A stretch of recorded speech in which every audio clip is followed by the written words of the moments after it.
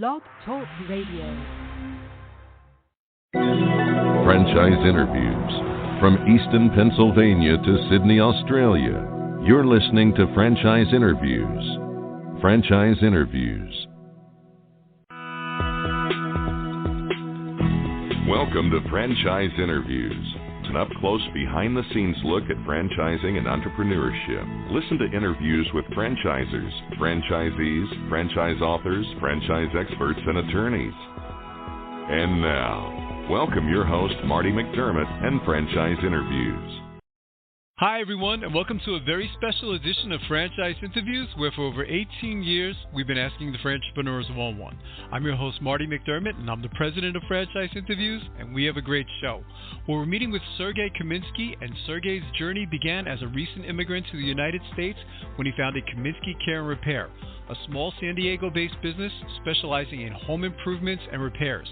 Over the past 20 years, Sergei has transformed his modest operation into one of Southern California's most recognized brand names.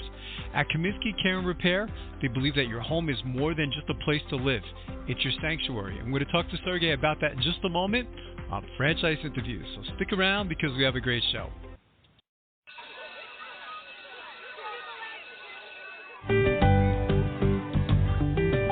Franchise Teacher.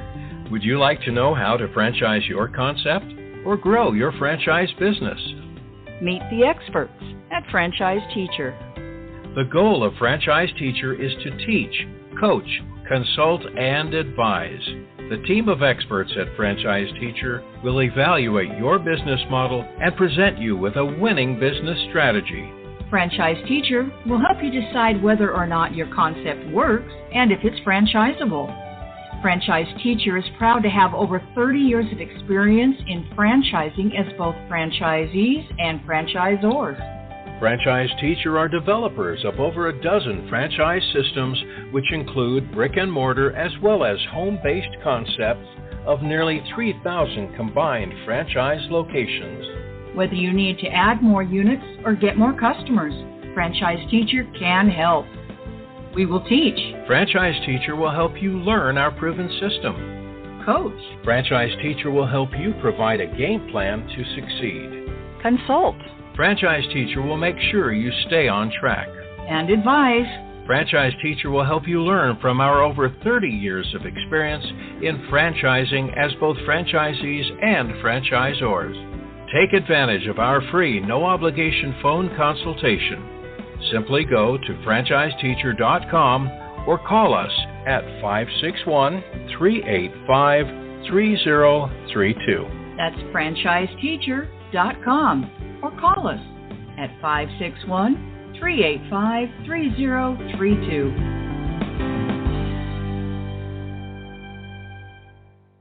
Hi, this is Connie McDermott, Administrative Assistant for Franchise Interviews, and you are listening to Franchise Interviews.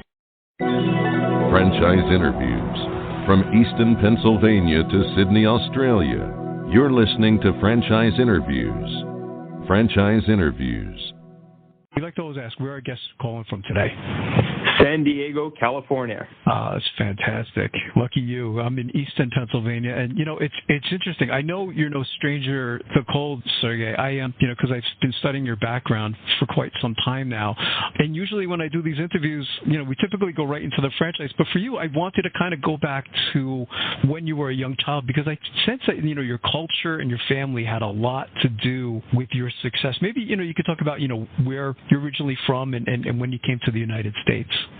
Sure. So I was born in Siberia, Russia. My dad is half Ukrainian. My mom is half Russian. And so, they're born in Siberia, Russia with the polar bears. It's really, really cold. I came here when I was just 7 years old, so I was just a kid. But it was a drastic change, right? It was a drastic change in culture, definitely in temperature, right, and weather. So, my dad started doing business and started doing import-export when he got here, and I saw him doing business on a small small scale. We grew up in very humble beginnings next to Oakland, California. Grew up in a 2-bedroom apartment, sharing a room with 2 of my sisters, and went to some of the rougher schools, in the East Bay area of California. But seeing my dad, having a business and having that freedom is what really motivated me to go into business for myself.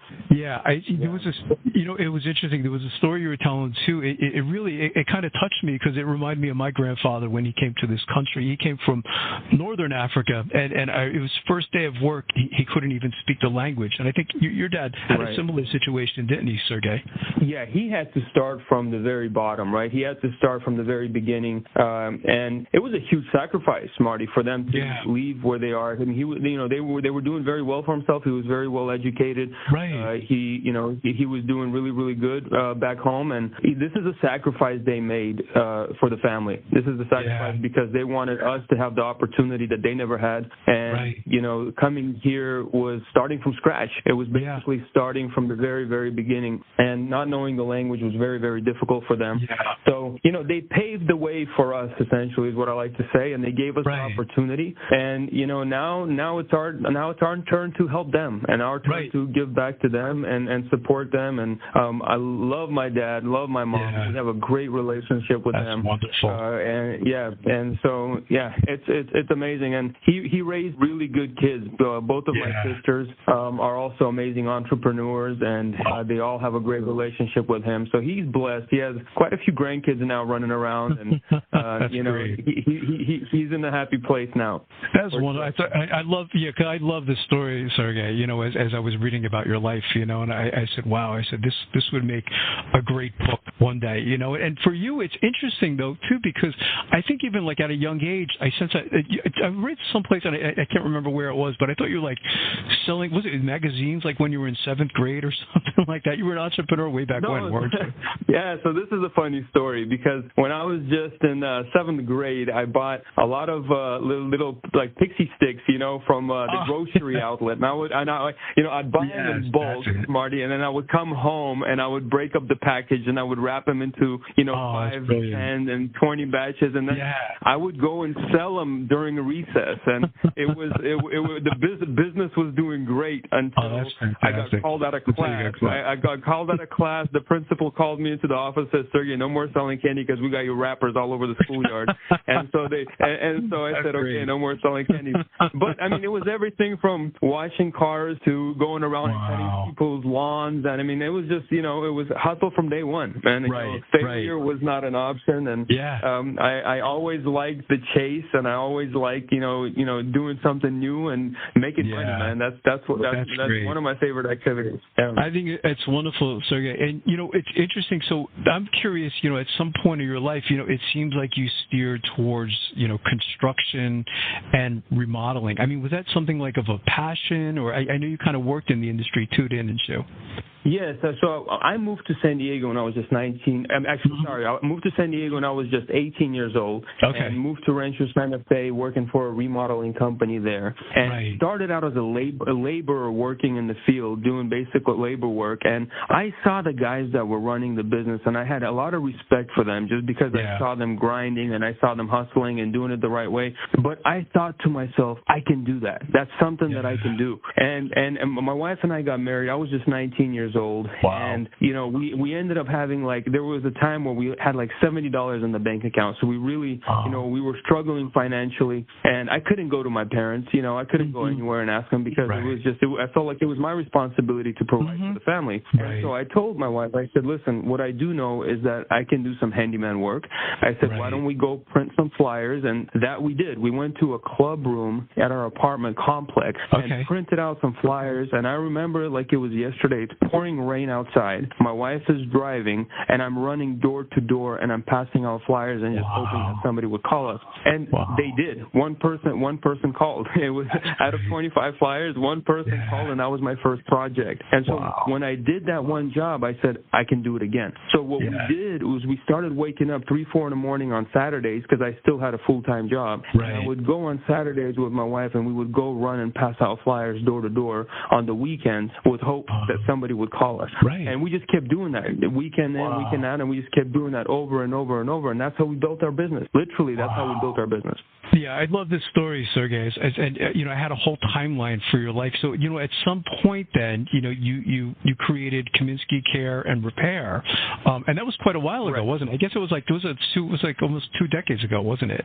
It was in 2005. March of 2005 is when we launched our handyman business. And again, I was just 19 years old, launched the business, and I got my shirts printed up with the company logo on it. I put some decals on the truck, and I got some business cards, and I always was about representing myself in the best way possible. And I started going out and looking at some of these jobs and estimating them, and then I would hire someone to go and do the work. And so I was able to go successfully estimate the project, because these projects, Marty, they're not huge home remodels, right? We're talking about patching some drywall. We're talking about installing some baseboards, maybe installing a ceiling fan, replacing some lights. The easy jobs. They're like the honey-do list, right? Things that, the man of the house, busy businessman, entrepreneur, professional, attorney, doctor, he doesn't have time for that. And so the wife calls and says, hey, I need this stuff done. It's a honey-do list. And that's what we would do. We would come in and, get those small tasks done for them. Yeah, so that was my segue into business. That was the segue. That's how I got into it. And the business became very successful too, Sergei. And then at some point, at what point did you know that, you were ready to, take that concept and you said, you know what, I can actually franchise this concept?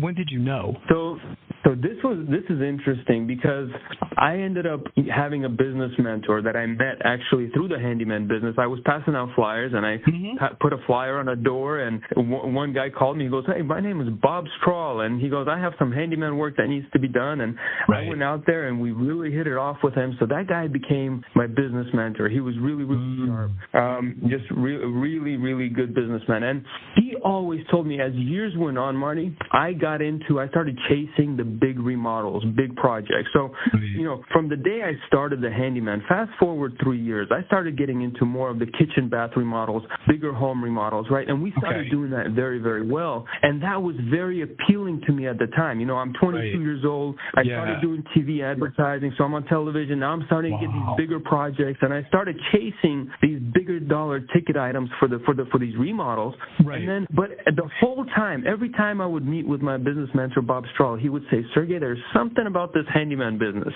Don't let it go. Something about it. And my dad would tell me the same thing. He said, son, don't let go of that handyman business. Something is special about that business, And so even though I was doing these multi-million-dollar remodels, every time one of my previous customers would call to go replace a light bulb or, replace a doorknob or whatever, I would always go and service those customers, because for me, I was like, that's my fallback plan. Because I knew that was a recession-proof business. Those are necessity items that always have to be done in a home, because people may not always be able to afford a luxury home remodel, but people always need to take care of the most valuable asset, which is their home. That's right. They need to just do the necessities. It's not a luxury vacation. It's not buying a fancy car. These are taking care of your most valuable asset, right? And so so I kept it going the entire time until in 2022, I'm driving and I'm thinking, man, I think that we could scale this thing. One of my friends called me and said, Sergei, I want to get into your industry.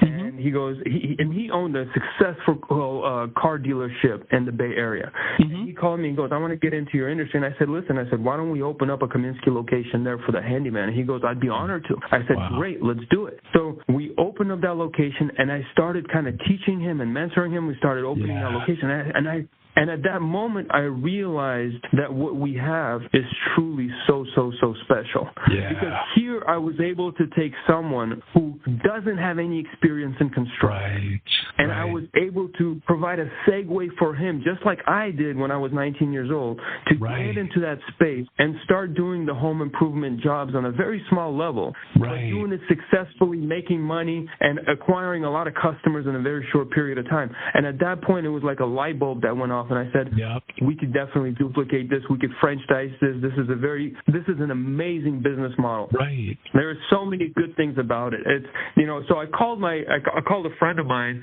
and him and I, we did another business venture together. We actually, I was one of the investors where we bought a multi-location dental firm, and then he scaled it. He grew it to more location, and we've since exited that.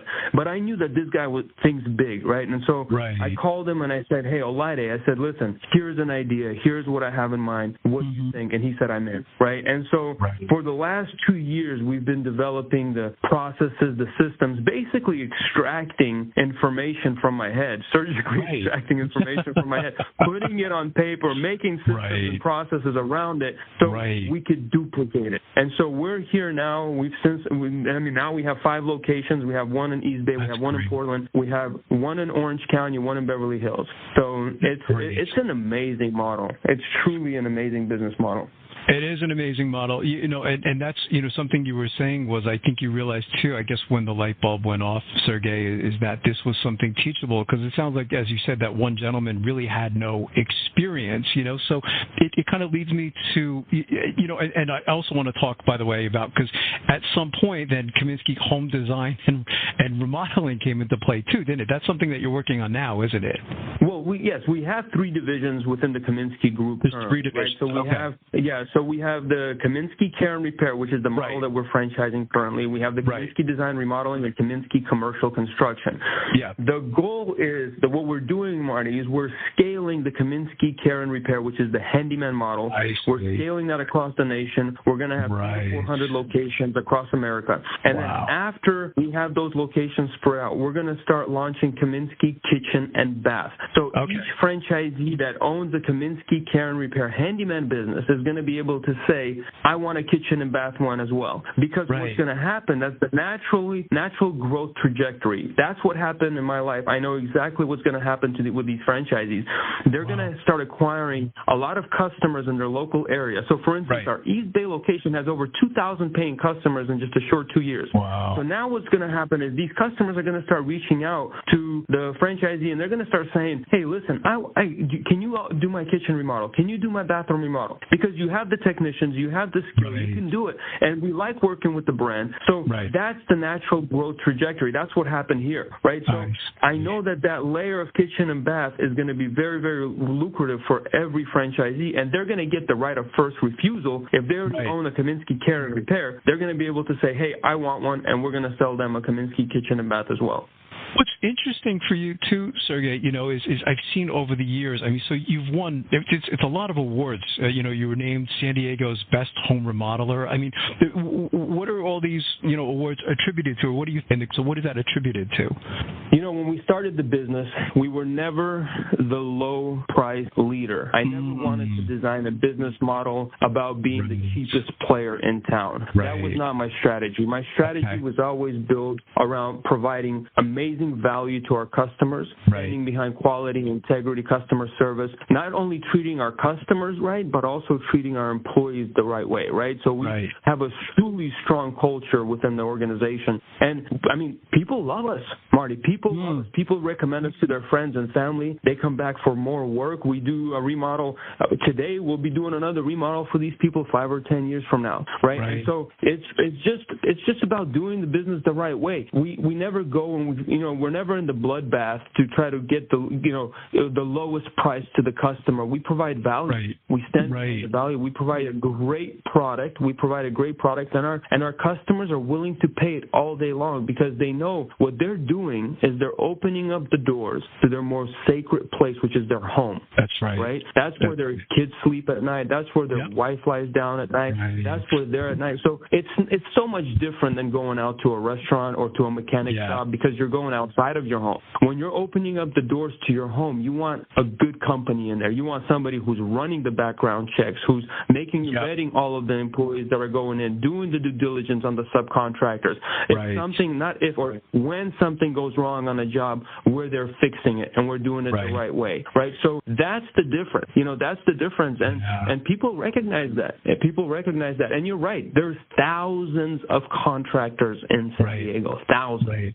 Right. And you know what? There's only about 2 or 3 that are at the top, and we're one of them, right? That's so amazing. It's just kind of like, it's really just, I mean, that's it. We stand out from the crowd, that's for sure. Yeah. We definitely stand out from the crowd.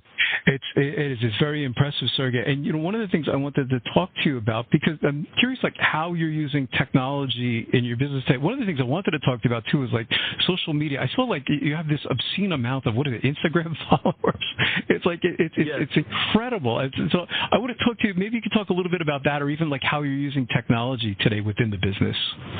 Well, technology, social media. So I mean, we're leveraging everything we can, right? So I'm a true believer that you have to embrace change. You have to embrace change. I remember the time, since we started 20 years ago, I've tried every form of marketing that's out there under the sun. Like literally everything. I've done it. Yeah. Everything from TV to radio to the yellow pages when it was still here, to newspapers and all of the above. So you have to embrace change. We all have to embrace change, and if we don't embrace change, it's going to be very difficult to compete. Because, so one of the things for sure is like social media is a huge tool, and I mean it's a global reach, and so I see it, I know it, I realize it, and I understand the social media game very, very well, and I have a great team working on all of our accounts. So yes, like our my personal channel, we have great following, we have great engagement, but then you also look at my business channels, right?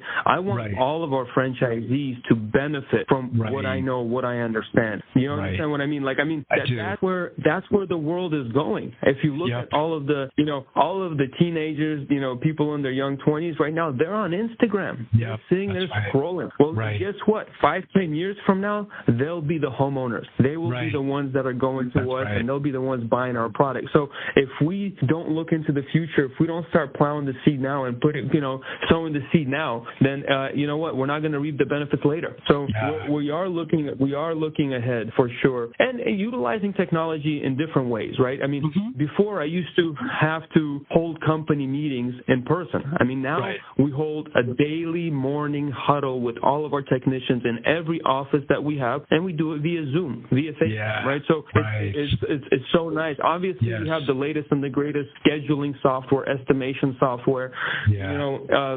I mean, we use ChatGPT. We use ChatGPT-4. We use it all the time, and in every way possible. I tell my team the biggest challenge that we have, Marty, is not having the tools. It's forgetting that we have the tool.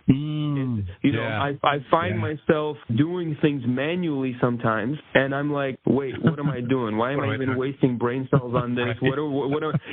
And I've done it so many times where I'm like, we need to not forget that we have these tools at our disposal. Absolutely, man. And we're living in the future, Marty. I mean, this is it's such an amazing time to be alive, man. It's such an amazing time to be alive. I'm so glad you said that, right? Because I think the same thing, Sergei. I think it is. It's a wonderful time. Even this whole, you mentioned ChatGPT. There's some franchises I heard they're kind of like they're uploading like their operations manual, and it's so if someone has a question at 2 a.m, they just go on ChatGPT and it's right there. And that's incredible. Whoever thought that something like that was going to happen, right? I mean, it's just unbelievable. And we're only scratching the surface, right? It's only scratching the surface, and what's going to happen in the next 5 or 10 years is just unbelievable. It's interesting, man. It's interesting. I totally agree, Sergei. So here's a tough question for you, because I know you've had thousands of experiences, but what's been one of the most interesting things that's happened to you since launching Kaminskiy Care and Repair, Sergei? If you could narrow it down to one thing, which would be tough, but does anything stand out over the years where you just say, wow, or oh my God, I can't believe it? Yes, it's the realization that we could take an ordinary person with not a huge degree of knowledge in construction or management and make them successful in this business. To me, that realization is like the most phenomenal things. And we talk about it with my business partner all the time, and we say we're going to make a lot of millionaires. I'm a serial entrepreneur. Like, I love entrepreneurship. I could sit there and talk about business from sunrise to sunset, and I don't get tired, man. I mean, like, literally, I just love the concept of entrepreneurship. And for me now, where I am in my life, to be able to take other people along on the journey with me, you know, the people that have been thinking about starting a business maybe for a decade or two. And the reality, Marty, the older someone gets, the less the risk tolerance becomes.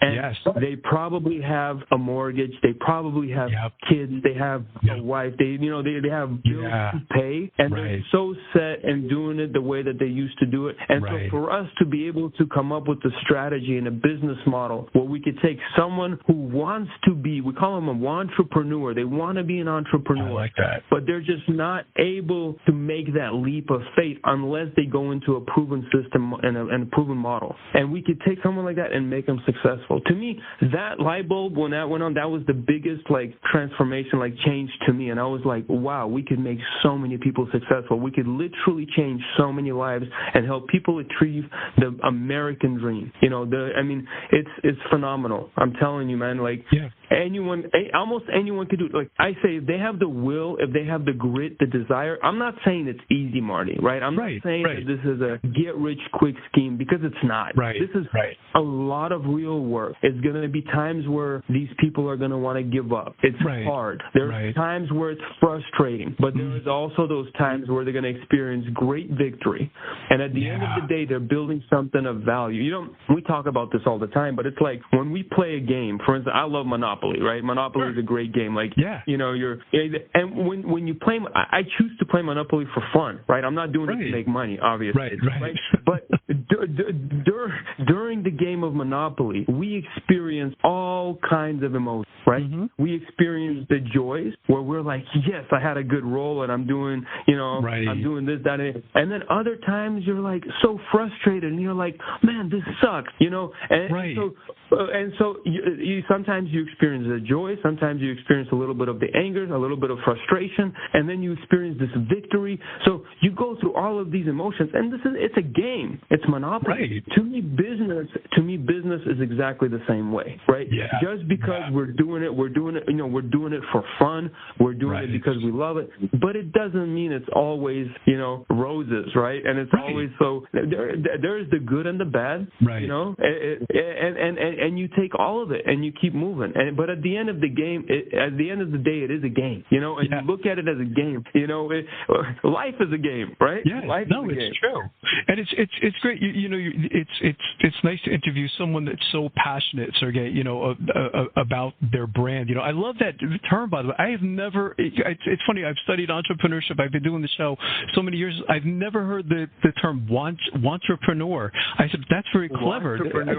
That is. I don't know if you came up with it, but it's brilliant, because I agree with you. There's a lot of people that I know that would, and sometimes in their 50s, they would like to go into their own business, but they're terrified, and they're afraid. 100%. I got a mortgage. I got kids in college. I'm not willing to take a chance. And what I love about your model is that you could practically take anybody and show them how to do it, and I think that's why this model is so franchisable. I'm curious, do you have any types of characteristics that you look for, Sergei, in your franchisees, where you kind of say, okay, this person's a match, but maybe this person's not a match for what we do? Absolutely, right? So first and foremost, we need someone who wants to be an entrepreneur, right? Someone who wants to go into business for themselves. The desire has to be there, right? It's not something that can be forced on someone. We're all made different. Everyone is a little bit different, but there's about 18 to 20% of people that are in that entrepreneur category that say, I want to be in business for myself. So that's important. The desire has to be there. They have to have the grit, right? They have to be able to be hardworking individuals.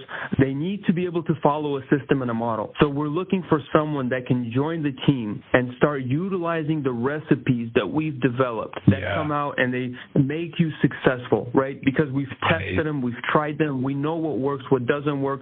We've tested them for the last 20 years. And the thing is, we want every franchisee to succeed. So we're going to give them all of the systems, the processes, the mentorship, because we want to make them a success story. Right? So management is always a plus. If they had some management experience in the past, that's always a plus. It's not a requirement. If they have some home improvement experience in the past, it's a plus, but it's not a requirement. You know, so there are some, most importantly, they just need to want it, Marty. I mean, if the desire is there, if they align.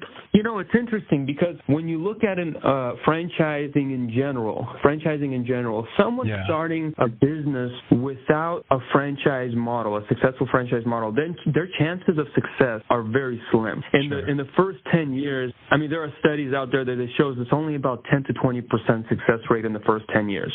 So that means 80 to 90% of businesses go out of business in the first 10 years. When you're buying into a successful franchise model, those numbers actually flip. So your success rate becomes 80 to 90%, and your failure rate is only 10 to 20%.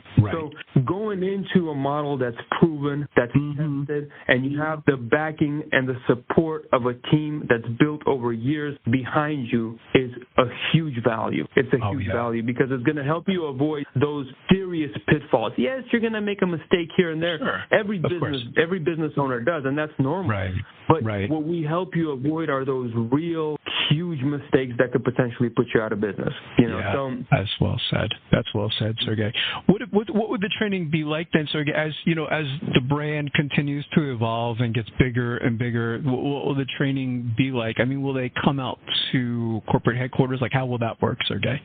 Yes, so we have a discovery day, which is optional. It's not mandatory. So someone can actually get started because we record videos for everything. Again, talking about utilizing technology and making things more efficient. So we have a great training program designed with all of the modules and tests and everything in there that you're going to go through as a franchisee. It's about a 4 to 6 week training program. You can get started literally in that time frame. In the meantime, we're also they can if they want do a discovery day. We always welcome it. It's absolutely they can if they want to fly out, and we're going to spend a day at our office here at our headquarters, and we're going to drive them around a few job sites, and we're going to show them not only the handyman jobs, we're also going to show them the design and remodeling projects as well, because we want to kind of show them where they're going to end up going, and we want to start stretching their mind and showing them this is where you could be in the next 3 to 5 years, right? And so, yes, and then after they start, we usually encourage that they call in at least once or twice a week for a 30-minute to an hour session, and make sure that we're going through the paperwork with them. We're looking at the numbers, and we're saying, okay, hey, you should do this. One of the biggest things that I found with the locations that we have so far is getting the managing partners, the franchisees, out of working in the business and working on the business. And it's a big struggle that a lot of people have. They want to get into the trenches themselves. They think, hey, I have a car and I can go to Home Depot and pick up that ladder and deliver it to the job site because I can do it. I'm going to go and do it. And when I hear of those things, I always tell our managing guys, I'm saying, listen, that's not what you're supposed to be doing, because my dream for all of these franchisees is we design a model where they have a business that works for them. So they take on the role of truly a manager-operator, right? Instead of being in the trenches and doing the grunt work. So to me, I always say, look, if you don't have a business that's running with you being able to leave for a week, 2 weeks, 3 weeks, a month, and it's still running, you really don't have a business.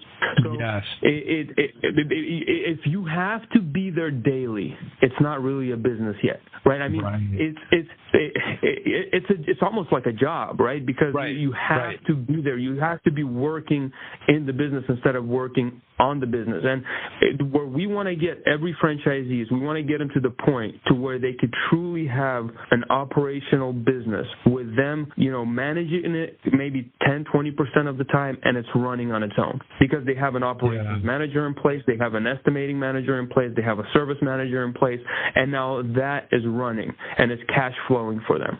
To me, that's truly a successful business model. Now, it doesn't happen overnight, right? It's gonna take several years for them to build out the right team. It's gonna take several years for them. They're gonna have to work very, very hard to get there. But that's where we want them to be. That's where my business is. That's where every division of Kaminskiy could function without me being here. That's amazing. Because we've set it up that way. Right. I'm picturing, it's probably one of your aha moments too, because again, I've been studying your whole background, and it was probably one of your aha moments too, because I think maybe, Sergei, as a young person, you were working in the business, and then at some point in your life, you said, okay, now I need to work on the business, and as you said, to have the ability to, not even go into the office for 3 weeks, you can go away with your wife and your family to the islands, and the business is still running. There's a great book, I don't know if you ever read it, it's by Michael Gerber, called The E-Myth, and he was on our show, and he talks a lot about that too, but great book. It is. It's so powerful what you said there, and I think it's fantastic. Here's a tough question for you because, when I first got into this podcast, Sergei, way back when, there was only about 1,200 different systems in the United States to choose from. And I saw the recent numbers, and now they're saying there's 4,000 different systems, franchise systems in the U.S. to choose from. And so we find with our listeners, they're a little bit overwhelmed in the beginning. They're like, oh my God, where do I even begin? I know I want to get into franchising, but how do I get started? I mean, from everything you've learned up to this point in your life, even about franchising, what advice would you give to our listeners, let's say in their quest to buy a franchise? How do they do it? Well, I would look at a couple of things, right? Get into something where you think you can excel at. Yeah. I don't agree with the train of thought where people say, do what you love, do what you love. I mean, you have to kind of enjoy it, but I think that you really have to look at, hey, what am I going to be good at? What can I make money at? Right? I'm all about making money, so I'm okay with doing some things that maybe I don't enjoy as much, but I know that that's the pathway for me to be successful. Right. And I also want to say you're going to have to work hard, right? Yeah. Have realistic expectations of what it's going to take to make your business successul. Because if it's truly a business, it's not a get rich quick scheme. Right. You have the models, you have all of the guidelines to stay within, but you're going to have to go and do the work, right? You're still going to have to do the work, and the first 2 to 3 years is going to be a grind, right? It's going to be a grind. But it's so worth it, It's like that saying they say, I've never seen someone work as hard as an entrepreneur, but I've never seen an entrepreneur wanting to go work for someone else. Yes. Because the way you look at the time changes when you go from an employee mindset to an employer mindset. And so, also, I would look at where the market projections are going for whatever business you're looking at. One of the things that I love about the home improvement, home services business, it's on the up trajectory. Yeah. It's a $540 billion market now. By 2033, it's on track to be $720 billion market. So, there is momentum, there is backwind going into it. What I also love about this model is that it's AI-proof, right? Yeah. So there's not going to be robots that are going to be going into custom homes and custom houses to do these tasks. And when there are robots coming into custom homes doing this, we're going to be buying those robots. And so those franchisees are still protected because what our job is, is to connect the homeowner with the proper technician or robot to get the work done, right? So that's the business we're in. So it's a recession-proof business. It's an AI-proof business. It's, those things I love about this model. Wow. That's a great response, Sergei, because, a lot of times when I ask the question, I'll get the typical, someone says, oh, well, just do something you're passionate about, and what you're saying is, okay, passion is good, but it's really not enough. You should be looking towards, the industry, look at the growth of the industry. 100%. 100%. And you don't just paint the rosy picture. You say it's going to be hard work, particularly the first couple of years, So it's one of the best responses I've heard in doing the show such a long time. So if you can look into a crystal ball, whether the crystal ball, Sergei, is like 1 year or 3 years or 5 years down the road, I mean, where do you see the Kaminskiy brand, Sergei? You've kind of hinted at some of the things, but maybe you could expand a little bit. 4 years, we want to be in 300 to 400 different locations throughout the United States, right? With the care and repair handyman business. Under the Kaminskiy brand, we're going to have different branches. So when you think of jacuzzi, you think of a hot tub jacuzzi, right? But jacuzzi is a brand. Right. I want Kaminskiy to be associated with everything home improvement, right? So we want to be able to have the Kaminskiy Care and Repair handyman. We want to have the Kaminskiy kitchen and bath, Kaminskiy HVAC, everything, like Kaminskiy mold remediation, restoration, anything to do with home improvement, property improvement. We want it to be a Kaminskiy brand there. And so,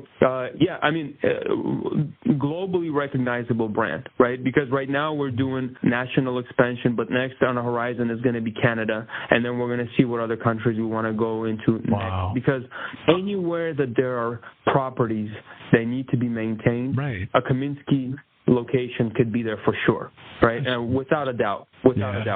That's wonderful. What's the best way, Sergei, for our listeners to get more information on, the Kaminskiy brand, or any websites? I know Instagram's a big one for you, but any websites or any phone numbers you want to give to our listeners to get more information? Absolutely. So they can go on Kaminskiy.com. Kaminskiy is IY on the end, Kaminskiy.com. That's the Kaminskiy Group website. Under there, they will see the Kaminskiy Care and Repair, and they can click on that.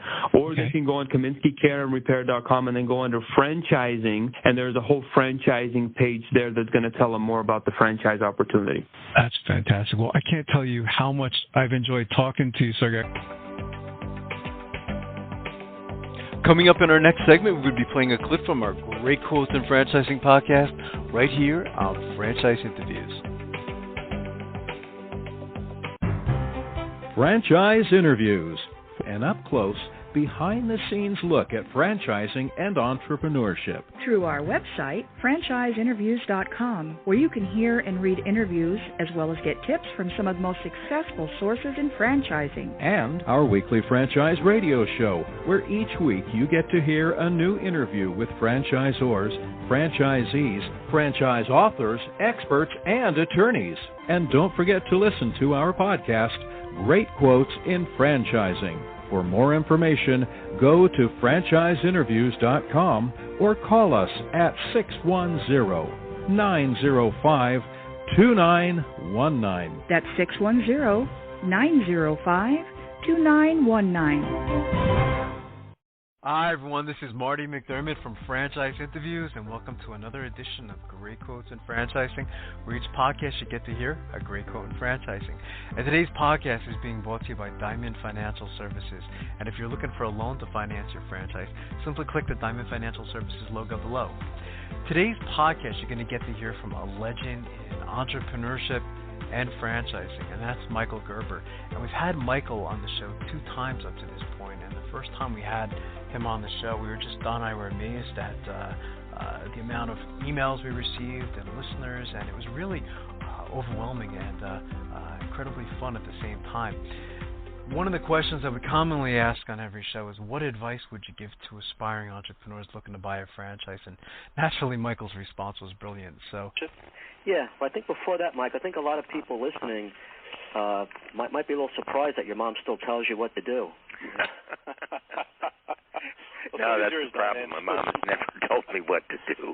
She inspires me to do things that I never thought about doing. Absolutely. That's great. That's tremendous. Yeah. What advice would you give to a prospective franchisee looking to buy a franchise, Michael? Well, first of all, understand what you want. It has less to do with the franchise than it does with you. What is it truly important to you to do?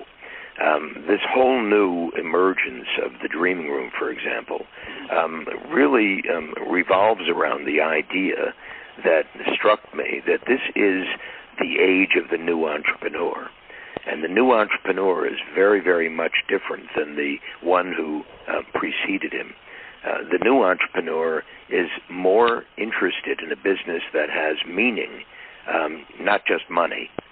So the whole question for the new entrepreneur or the one who wants to buy a franchise is really, so what's the meaning of this? What's the impact of this on the world? When we begin to look at the world and really realize that the world is in dreadful shape, you wonder then how I, in a business of my own, could have some kind of impact that would add value to the world. So I'd begin to look at franchises from that perspective. What's the value of the franchise? Presuming that I'm going to be successful, what is the value? What do I deliver that has value to my customer? What pride do I get from what it is I'm doing? What am I adding of benefit to the world as opposed to subtracting from the world, presuming, again, I'm going to be successful? So the first thing is, what does this company mean? What is the true meaning of this? And what's the impact and import of it? For me in my life, I'm going to die one day, and I'm going to probably die inside my business. And what I'd like to ask myself is, will I be proud of the fact that I devoted the rest of my life to doing this? Right. Would I want to say this to people I love? Would I want to say this to my kids? What am I going to say to them when I describe what I've chosen to do with the years of my life that I'm going to do it in? Because, in fact, you're going to spend the rest of your life in this business or in something very much like it.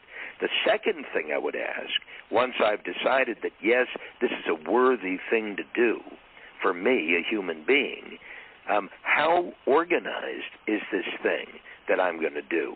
How organized is it? Does it have a truly kick-ass breakthrough system for doing what it needs to do, which is attract people to it as customers, which is convert those people into active customers and paying customers, and ability to convert those customers into clients, meaning they come back again and again and again and again. So I want to build or buy that capability, or I'm going to then need to build it for myself. Wow, it's a great. We've been asking that question now since we started the show, Michael. We never got such a great response. Right. Thank you. Yeah, I mean, so really, don't jump into anything quickly. Do your due diligence, and that's a good point. I mean, this might be something you've been doing for a long time. Are you going to be proud of telling people this is what you do? Proud, yeah. I mean, Marty, you and I have talked about people just can't jump into something that sounds great. They got to exactly they have to go more deeply into their own motivation, right? And that's the thing that's missing almost all the time. Essentially, the prospective franchisee, the guy, the woman who decides they want to buy a business opportunity, essentially they go out there, and the one who pitches the deal the best gets the deal. And I'm essentially saying it's got to turn around the other way. The one who's going out becomes more thoughtful about what I'm looking for, as opposed to simply going out and looking for a good business to run. Right, absolutely. So that right there might be a strong characteristic of it. Those are very deep words from Michael.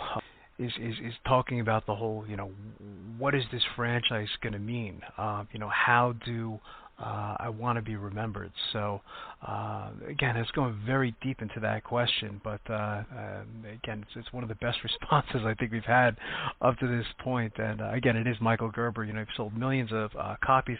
His latest book is Awakening the Entrepreneur Within, and we had Michael on the show several months ago, and we spoke about the book.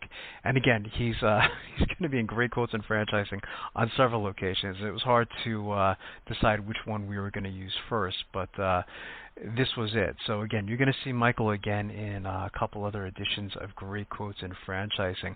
That day that we did the show, following us, actually became a friend to the show, Ken Six, who hosts a show called Arbor Talk with Peter Felix. And Ken was also a big fan of Michael Gerber. Here was Ken's reaction following the show. And again, we'll leave you with that. And we'd love to hear your feedback on this edition of Great Quotes in Franchising. And we'll see you soon. Thanks, everyone, for listening. Here we go.